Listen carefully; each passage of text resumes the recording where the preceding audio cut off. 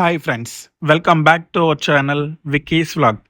మీరు కానీ మా ప్రీవియస్ వీడియో అయినటువంటి అలిపిరి నుండి తిరుమలకి మెట్ల మార్గం గుండా చేరుకున్న వీడియో కానీ మిస్ అయితే ఆ వీడియో యొక్క లింక్ని డిస్క్రిప్షన్లో ఇస్తాను. ఆ వీడియోని కూడా ఖచ్చితంగా చూడండి. ఇక వీడియోలోకి వెళ్తే మనము తిరుమలకి చేరుకున్నాం కదండి. ఇప్పుడు మనము చేయవలసిన నెక్స్ట్ పని ఏమిటంటే మన రూమ్స్ని చెక్ ఇన్ అవ్వాలి. దీనికి మొదటగా మనం చేయవలసిన పని ఏమిటంటే సిఆర్ఓ ఆఫీస్కి వెళ్ళి మనం రూమ్ బుక్ చేసుకున్నాం కదండి. అప్పుడు మనము ఆ టికెట్ని ప్రింట్ తీసుకొని వెళ్ళి అక్కడ వాళ్ళకి చూపిస్తే వాళ్ళు ఆ టికెట్ని స్కాన్ చేసి కొంచెంసేపు వెయిట్ చేయమంటారు. కొంత సమయం వెయిట్ చేసిన తర్వాత మనకి మెసేజ్ వస్తుందండి. మనకి రూమ్ ఎక్కడ అలర్ట్ అయిందో ఆ మెసేజ్ వస్తుంది. ఆ మెసేజ్ తీసుకొని మనకు అలర్ట్ అయిన గెస్ట్ హౌస్కి వెళ్ళాలి. అక్కడ వాళ్ళు మనకి రూమ్ అలర్ట్ చేస్తారు. సో ఆ ప్రాసెస్ చూడండి మీరు. మనము నడక మార్గం గుండా తిరుమలకి చేరుకున్నాం కదండి. సో ఇప్పుడు మనము సిఆర్ ఆఫీస్కి వెళ్ళాలంటే నేరుగా స్ట్రైట్గా వచ్చేసి ఇక్కడ రైట్ తీసుకోవాలి. ఇక్కడ రైట్ తీసుకొని కొంచెం ముందుకు వెళితే అక్కడ మళ్ళీ లెఫ్ట్ తీసుకోవాలి. సో ఇక్కడ మీకు లెఫ్ట్ సైడ్లో కనిపిస్తున్న బ్లాక్కే సిఆర్ఓ బ్లాక్ అనమాట. ఆ సిఆర్ఓ బ్లాక్లోకి ఇప్పుడు మనము వెళ్ళి మన టికెట్ని మనము స్కాన్ చేసుకోవాలి.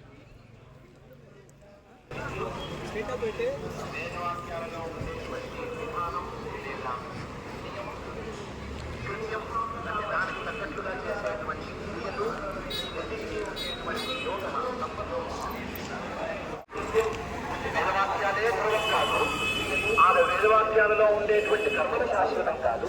ఆ కర్మల ద్వారా అమరినటువంటి అధికారానికి కారణమైనటువంటి కర్మలు కూడా ఆ కర్మలను బోధించేటువంటి వేదవాక్యాలు.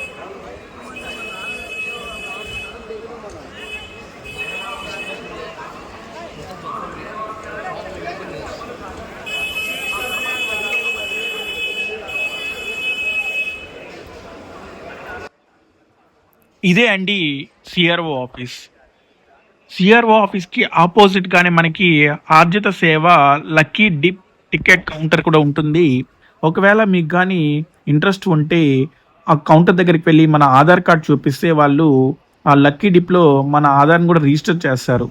ఒకవేళ మన అదృష్టం ఉంటే మనకి ఆర్జిత సేవ టికెట్స్ దొరుకుతాయి. సో ఇక్కడ మనము కనిపిస్తుంది కదండి, అక్కడ ఆపోజిట్గా ఉన్న ఆ కౌంటర్లోనే ఇప్పుడు మన టికెట్ని స్కాన్ చేయాలి. మాకు గెస్ట్ హౌస్ అనేది అలర్ట్ అయిందండి. అది ఎక్కడంటే రామ్ బగీచా గెస్ట్ హౌస్ అనేది అలర్ట్ అయింది. సో ఇప్పుడు మేము అక్కడికి వెళ్తున్నాము. సో ఆ మార్గాన్ని చూడండి. ఇక్కడ మనకి ఎంట్రన్స్లోనే వెంకటేశ్వర స్వామి విగ్రహాన్ని పెట్టారండి. ఇది మాత్రం చాలా అందంగా ఉంటుంది. ఈ విగ్రహాన్ని చూసుకొని ఇక ముందుకు వెళ్దాం. ఇక ఇక్కడ నుంచి స్ట్రైట్గా వెళ్తే కొన్ని లెఫ్ట్ సైడ్లో కొన్ని షాపింగ్ కాంప్లెక్స్గా కనిపిస్తుంది. మనం మాత్రం ఇప్పుడు స్ట్రైట్గానే వెళ్ళాలండి. స్ట్రైట్గా వెళ్తేనే మన యొక్క రాంబాగి గెస్ట్ హౌస్ అనేది వస్తుంది.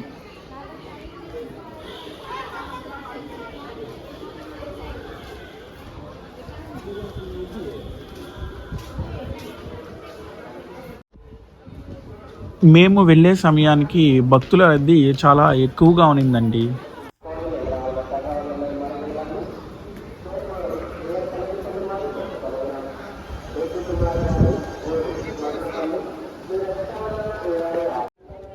ఇక్కడ మీకు ఆపోజిట్గా కనిపిస్తున్న బిల్డింగే రామ్ బగీచా గెస్ట్ హౌస్ అండి. ఇవి 3 ఉంటాయి, రామ్ బగీచా గెస్ట్ హౌస్ 1, 2, 3 అని. ఇక్కడ నుంచి మనకి గర్భగుడి అనేది చాలా దగ్గరగా ఉంటుందండి.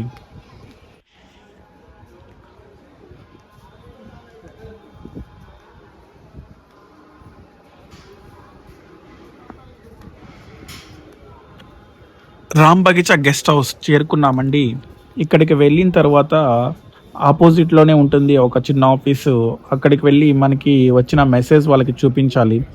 చూపిస్తే రూమ్ ఎవరి పేరైతే బుక్ చేసుకున్నామో ఆ పర్సన్స్ ఖచ్చితంగా వాళ్ళు అడుగుతారండి ఉన్నారా లేదని. సో ఆ పర్సన్స్ వాళ్ళు చూసిన తర్వాత మనకి రూమ్ అది అలర్ట్ చేస్తారు.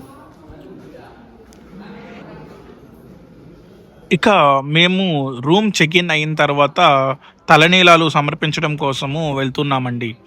ఇక్కడ నుంచి చూస్తే మనకి గుడి కనిపిస్తూ ఉంది.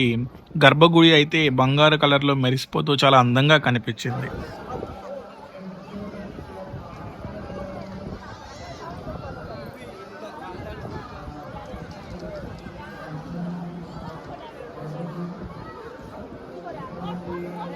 ఇక్కడ మనకి రైట్ సైడ్‌లో కనిపిస్తున్న పెద్ద బిల్డింగే అండి కళ్యాణకట్ట. అక్కడే మనము వెళ్లి తలనీలాలు సమర్పించాలి.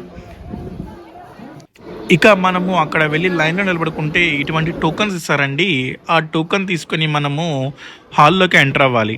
అక్కడ నాయి బ్రాహ్మణులు ఉంటారు. వాళ్ళకి ఆ టోకెన్ ఇచ్చిస్తే వాళ్ళు మనకి తలనీలాలు రిమూవ్ చేసేస్తారు.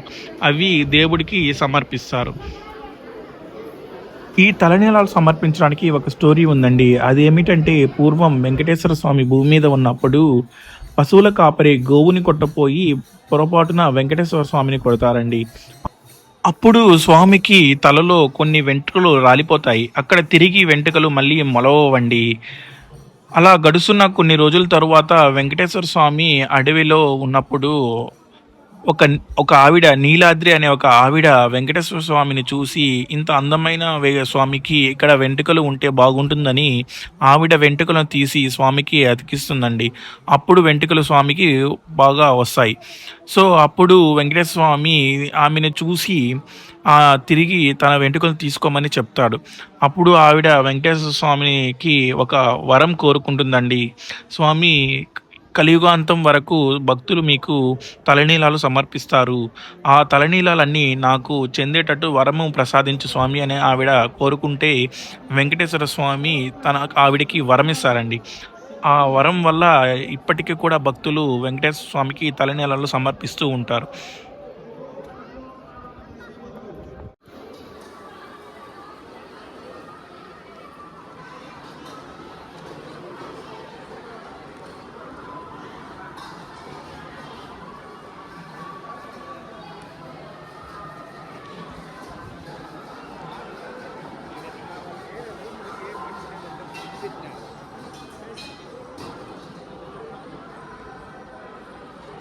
మేము రూ. 300 special entry Darshan tickets book చేసుకున్నామండి.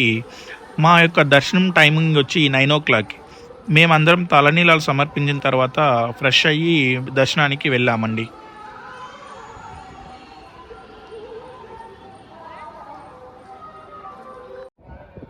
మాకు దర్శనం చాలా బాగా అయిందండి. మేము 9:00కి కౌంటర్‌లోకి ఎంటర్ అయితే 12:00 అంతా మా దర్శనం అయిపోయింది. స్వామివారి దర్శనం చాలా బాగా జరిగిందండి. సో ఇప్పుడు మేము లడ్డూ ప్రసాదాన్ని తీసుకోవడానికి లడ్డూ కౌంటర్‌కి వెళ్తూ ఉన్నామండి. మీరు ఒకటి గమనించారా అండి? మనం ఎంతో దూరం నుంచి స్వామివారి దర్శనం కోసం వస్తాం కదండీ! స్వామివారికి దర్శనం చేసుకునే సమయంలో ఎన్నో కోరికలు కోరుకోవాలనుకుంటారు. కానీ ఒక్క క్షణం స్వామివారిని చూసిన తర్వాత మనకి ఎలాంటి కోరిక కోరుకోవాలన్న ఆలోచన కూడా రాదండి. మొత్తం ఒళ్ళంతా పులకరించిపోతుంది స్వామివారిని చూస్తానే. మీకు కూడా ఇలా జరిగిందా అండి? జరుగుంటే కామెంట్‌లో చెప్పండి. అందరూ ఒకసారి అనండి, గోవిందా గోవిందా. ఇక్కడ మనకి ఎదురుగా కనిపిస్తున్నదే లడ్డూ కౌంటర్ అండి. అక్కడికి వెళ్ళి మనం లడ్డూలను తీసుకోవచ్చు. ఇక్కడ చూస్తే క్రౌడ్ మాత్రం మామూలుగా లేదండి. చాలా ఎక్కువగా కనిపించింది. చూడండి అసలు ఎంత క్రౌడ్ ఉందో. అవునులే అండి, స్వామివారి లడ్డు ఎంతో ఫేమస్ కదా. సో దీనికోసం ఆ మాత్రం క్రౌడ్ ఉండడంలో ఆశ్చర్యమే లేదు. ఈ లడ్డూ తయారీలో మన తిరుమల తిరుపతి దేవస్థానం పేటెంట్ హక్కును కూడా కలిగి ఉందండి. ఈ లడ్డు కౌంటర్ సెంటర్స్ అనేటివి గ్రౌండ్ ఫ్లోర్ మరియు ఫస్ట్ ఫ్లోర్లో ఉంటుందండి. మేమైతే గ్రౌండ్ ఫ్లోర్ క్రౌడ్ చూసి ఫస్ట్ ఫ్లోర్కి వెళ్దామని డిసైడ్ అయ్యి ఫస్ట్ ఫ్లోర్కి వెళ్తూ ఉన్నాం. అక్కడ వెళ్ళి చూస్తే కూడా ఆల్మోస్ట్ సేమ్ ఇలాగే ఉందండి క్రౌడ్. సరే ఇంకా చేసేది లేక మేము కౌంటర్లో నిలబడుకొని ఇంకా లడ్డూలు తీసుకోవడము స్టార్ట్ చేసాము. ఇక్కడ మన ఒక టికెట్తో 2 ఎక్స్ట్రా లడ్డూలు కూడా మనము ఎక్స్ట్రా డబ్బులు పే చేసి కూడా తీసుకోవచ్చండి. వాళ్ళు ఇస్తారు. సమ్ టైమ్స్ 3 కూడా ఇస్తారు. అది డిపెండింగ్ ఆన్ సిచ్యువేషన్ బట్టి ఉంటుందండి. ఇక్కడ ఖాళీ అయిపోయింది మామ. టికెట్ లేవుగా. టికెట్ లేకపోతే అసలు ఇట్లా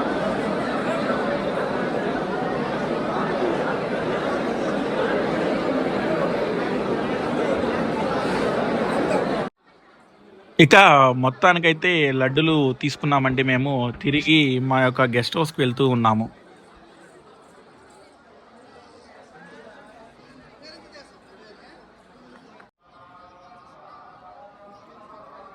ఇక్కడ మనకి ఎదురు కనిపిస్తున్న రేకుల షెడ్డులోనే స్వామివారి యొక్క రథం కూడా ఉంటుందండి. అవి బ్రహ్మోత్సవాల సమయంలో ఉపయోగిస్తారు. ఈ యొక్క బ్రహ్మోత్సవాల గురించి కూడా ఒక ఇంట్రెస్టింగ్ స్టోరీ ఉందండి. ఆ విశేషాలను కూడా ఈ వీడియోలో మేము మీతో షేర్ చేసుకుంటాము.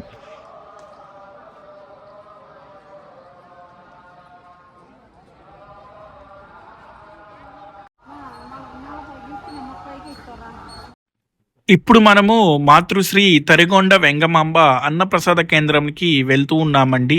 దానికి వెళ్ళడానికి మార్గము రాంబగిచ గెస్ట్ హౌస్ 1 అండ్ 2కి మధ్యలో ఉంటుందండి. ఈ మార్గం గుండా వెళితే అక్కడికి చేరుకోవచ్చు. మనకిక్కడ భోజనం చేయడానికి చాలా ప్రైవేట్ రెస్టారెంట్స్ ఉంటాయండి. అయినా కానీ ఈ తిరుమలలో ఇక్కడ అన్నప్రసాద కేంద్రంలోకి వెళ్ళి స్వామివారి భోజనం చేస్తే అదొక రకమైన ఆనందం కలుగుతుందండి. మీరు కూడా వీలైతే ఖచ్చితంగా వెళ్ళి ఒకసారి అక్కడ రుచి చూడండి.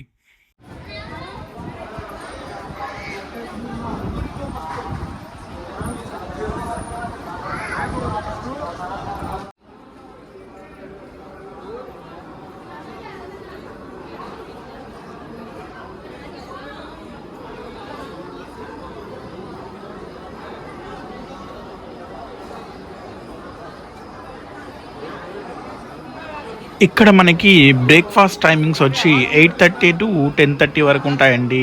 లంచ్ టైమింగ్ 10:30 నుంచి 4 పీఎం వరకు. డిన్నర్ టైమింగ్స్ వచ్చి 5 పీఎం నుంచి 10:30 పీఎం వరకు ఇక్కడ నిత్య అన్నదానం జరుగుతూ ఉంటుందండి.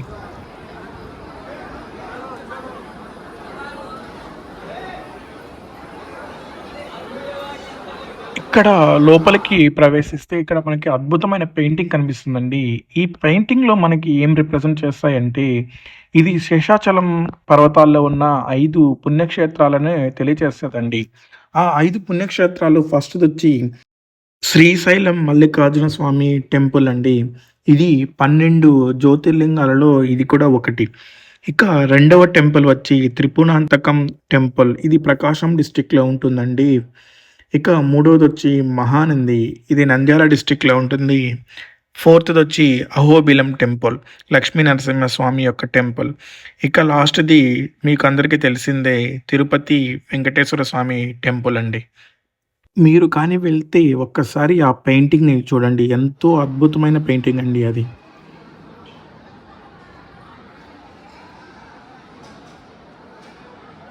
ఇక్కడ మనకి బెల్లం పొంగలి, కొబ్బరి చట్నీ, ఇంకా వెజిటబుల్‌తో చేసిన పచ్చడి ఏదైనా ఒకటి పెడతారండి. అదేవిధంగా ఇంకా అన్నం, సాంబార్, రసం, మజ్జిగ లాంటివి ఇక్కడ మనకి అందిస్తారండి.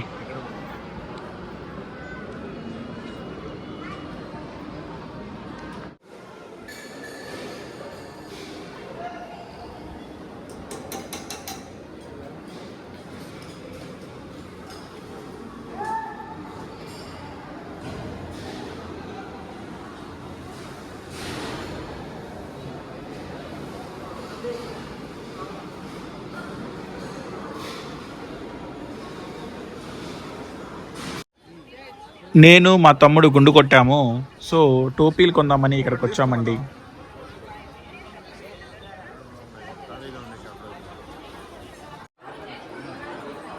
ఏమో ఎట్ట పోయినారు వాళ్ళు.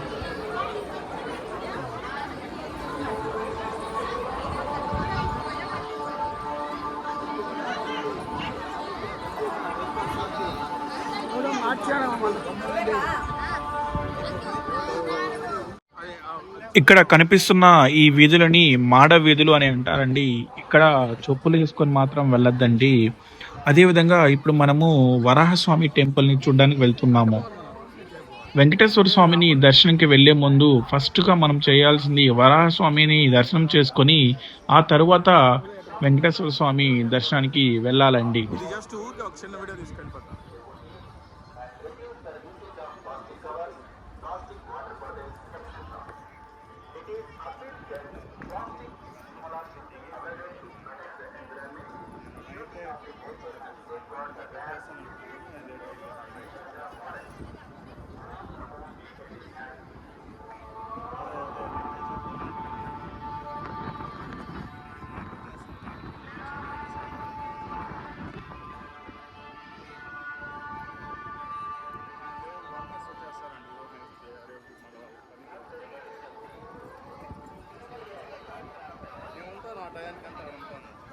ఇదే అండి వరాహస్వామి టెంపుల్. ఇక్కడ వరాహస్వామిని దర్శనం చేసుకుని ఆ తర్వాత దర్శనానికి వెళ్ళండి.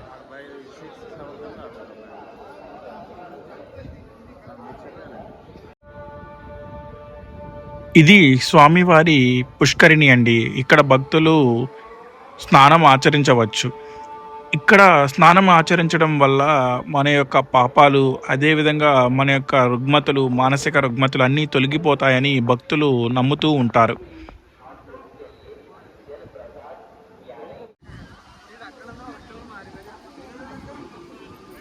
ఈ మాడవీధులలో బ్రహ్మోత్సవాల సమయంలో స్వామివారిని ఊరేగిస్తూ ఉంటారండి.